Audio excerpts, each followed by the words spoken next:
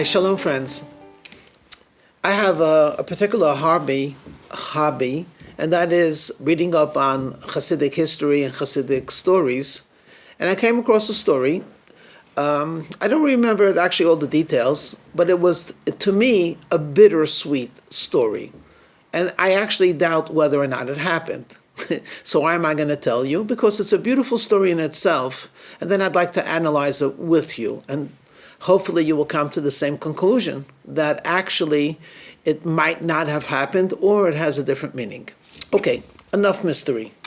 Story goes that the founder of the Hasidic movement, Rabbi Yisrael, the son of Rabbi Eliezer, who was known as the master of the good name, had a heart that was overflowing with love for a fellow Jew. This holy man, a saint, a mystic, a leader, a teacher of Israel, when he heard of a tragedy, or when he heard of a very difficult situation, he would awaken and evoke divine compassion. There were times when he needed extra devotions, so he would go to the forest and he would meditate on the names of God, and through that he would elicit a compassion or a remedy for this person. His student wasn't on the level of the master. When he had a similar story that occurred, he would go and he would meditate, but he did not remember the meditation of the names of God, so he meditated on God's kindness. The next generation, when they had to deal with these situations which were overwhelming, they would go to the forest, but they couldn't remember the meditations either. So they would just go and they would say, we are in the same place where our predecessors were. In that merit, may God give a healing. And then the fourth generation not only did they not know the name of God that the holy Baal Shem Tov meditated on, nor did they remember his students' meditations, they couldn't even go to the forest. So what they would do is they would relate the story, and they would say, we do not remember the meditations, the name, or can we physically go to the forest, but we could still tell the story. Now this writer wrote it, and I believe what he was trying to convey was the following thought, that though we don't have the masters, the saints of old, but we should and still can tell stories about them. And that itself is uplifting. Why do I feel that that story either never happened or should be interpreted differently? Well, one of the remarkable things about creation is the very fact of how mankind is both universally the same, and yet the diversity is astounding. Look, I have no idea of how many dollar bills are in circulation. Have you ever seen $1 bill different from another? No. If you did, it was either counterfeit or a joke. If you're a factory and you're putting out screws and bolts by the millions, have you ever seen one bolt different than another? No, you didn't, because if you did, you saw a malfunction. There are 7.5 billion people, or perhaps more. Have you ever seen a person that had 6 arms? No. Have you ever seen the exact replica of a person? The answer is no. Each and every one of us is completely different. You say, what do you mean? If you made a stick figure in any culture, in any continent, no matter how educated or uncivilized, they will recognize a human being from an animal. And yet, no two human beings are alike. Why?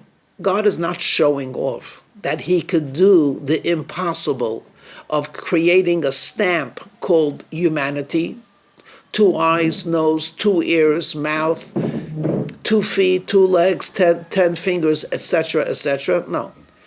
God does not duplicate or replicate, because that would be unnecessary. Instead, each and every individual has a unique responsibility and a unique mission, and something that only they could accomplish, whether it be for themselves or for their loved ones, for their community, and in rare occasions for the very globe itself. Let's stop for a minute. If I asked you, where would you rather be? Well, let me take a step back for a moment. Here are 3 flotation devices: a tube, a rowboat, an ocean liner. Which one of these 3 has the most power, the most sophistication? Well, it's not a question. Obviously, it is the ocean liner. So if I ask you, which one would you like to be on? Your answer won't be the ocean liner. It depends. If you're in the pool, you would like to be on a tube. If you're in a scenic lake, you might enjoy a rowboat. And if you're in the Atlantic Ocean, you would pick an ocean liner. You don't want to be in a rowboat in the Atlantic Ocean in the middle of nowhere. So just looking at power and energy without looking at purpose and function and goal would be silly. Here's a scalpel, and right next to it is a machete. Which one is bigger? Which one is more frightening? Which one could do more damage? So I would say the machete. What would you rather have, a machete or a scalpel?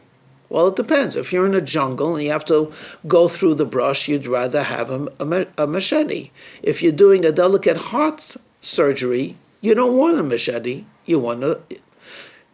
So you see where I'm going with. You don't look at the power and the energy or even the capability. You look at what do you want to accomplish. So finally, one more example.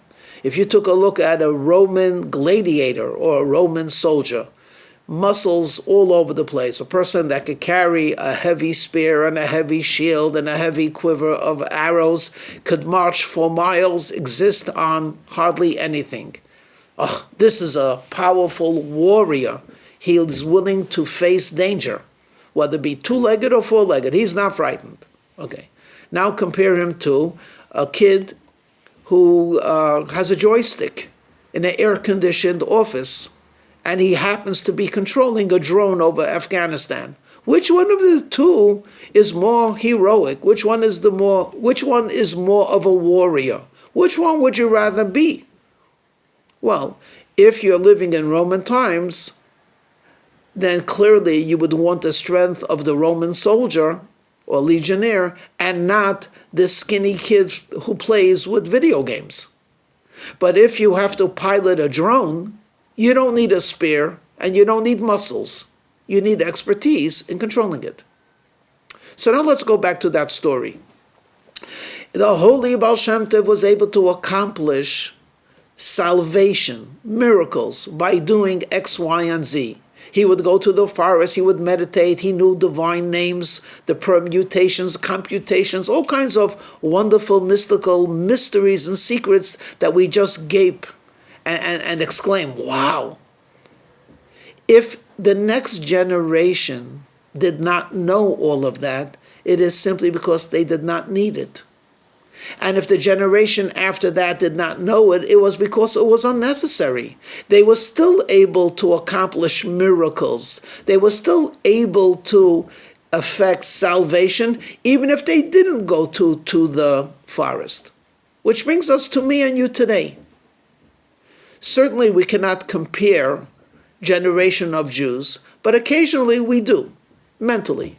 And we say, my religiosity, my observance, or my dedication to God, can it really equal a Jew that was living in a shtetl? They were so much more devoted to God than I am. I mean, there's no comparison. That's if you try to measure it from one angle. But what happens if you look at it differently? What happens if you say to yourself that the mission of a Jew is to reveal godliness on earth? So here's a Jew in a shtetl who gets up before dawn to say psalms and puts on the tefillin and spends the rest of the day working, pushing a push cart, or working in a field, or hunched over, being a tailor, and then towards evening he comes back to the shul and he studies for an hour, and he goes home to a hovel of a house and shares the little bit of knowledge he has with his wife and 2 children, and they fall exhausted into bed. A tzaddik, a saint, his innocence is glittering. How much godliness did he reveal on earth? No one knows, only God. But he did what he had to do. Now, another picture. A fellow is working in a law office. Somewhere nice, somewhere fancy. Let's call it Manhattan. And he's on the 43rd floor. And he has a taxi that delivers him. And he walks in with a very well-dressed, very well-fed, and he walks in with his leather briefcase, and he heads to his office, but he's wearing a yarmulke. He greets people. Good morning, Sarah. Good morning, Bernard. How are you? Thank God. And he puts in a day's work. He's decent, he's honest, he's helpful. Is he less dedicated to God than that shtetl Jew? Or to put it more correctly, how many people have been affected by that shtetl Jew in contrast to how many people have been affected by this lawyer? Again, I am not measuring, I'm merely pointing out different places, different times need different levels of revelation. And I would argue the 40 or 50 people that this man interacted with the yarmulke as a lawyer during the course of the day did more to publicize the truthfulness of the Bible and of God's existence, much more than that holy tailor did in the shtetl. Now, obviously, he's not being held remiss to that. Those were the circumstances.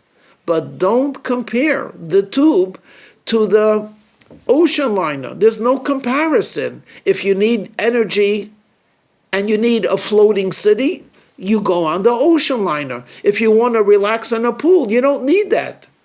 You can't use that. You need a tube. Where are we? We are in the generation that brings the Mashiach. We are doing well. We're doing very well. We have to continue to publicize, celebrate our observance. Let us constantly radiate optimism and joy. And without a doubt, the Mashiach will come, and all of us as a nation will gladly welcome him. Shalom.